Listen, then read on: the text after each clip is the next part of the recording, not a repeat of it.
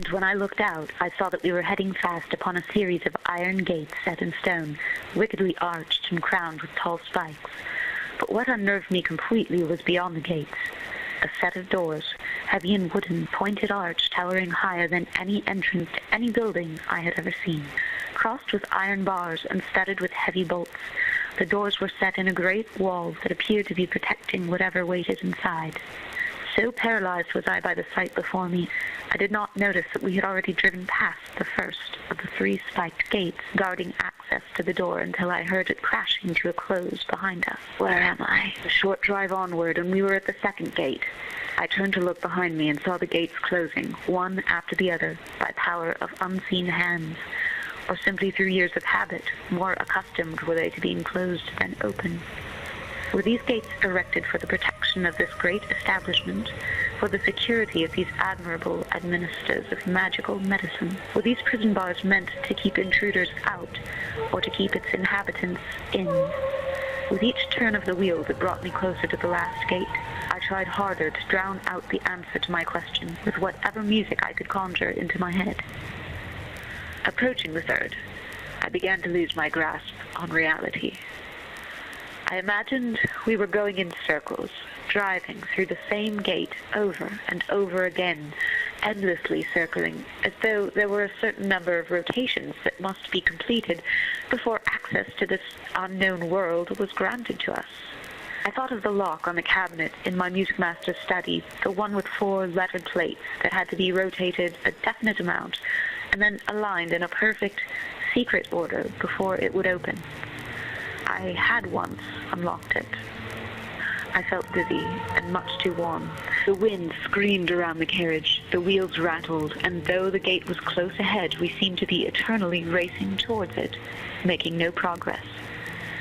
A bird, something like a raven but a great deal larger, soared overhead and, emitting a strange metallic growl into the blackening sky, circled above the ever-approaching gate.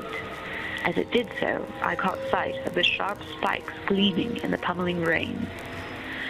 Still galloping at full speed, I heard the muffled squeals of what sounded like a swarm of insects. Looking out, I swore I saw, though I did not believe my eyes at the time, a great pack of rodents, perhaps 100, perhaps more, sleek, furry bodies skimming the earth, leaping over each other, black eyes sparkling. A quivering mass, they swam over the cobblestones like one creature, squid's ink, spilling into water and infecting it with deep black in seconds.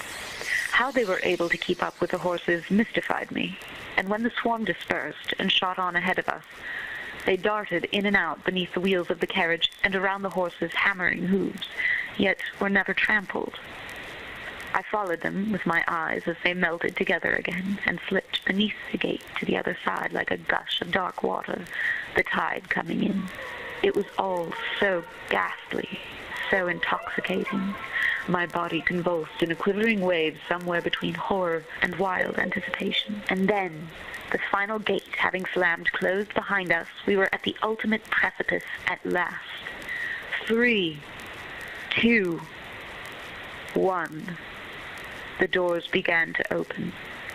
There was an awful grinding of metal, a clashing of loosened chains, and with the sky seeming to come down around us, it appeared. The asylum. Not just any insane asylum, she exclaimed indignantly, as though I had offended her. Though you certainly do not deserve it.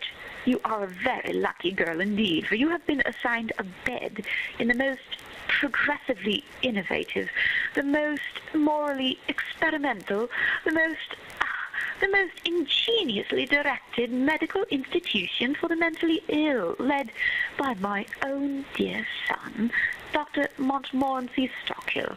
You, unworthy child, are now an inmate of the Asylum for Wayward Victorian...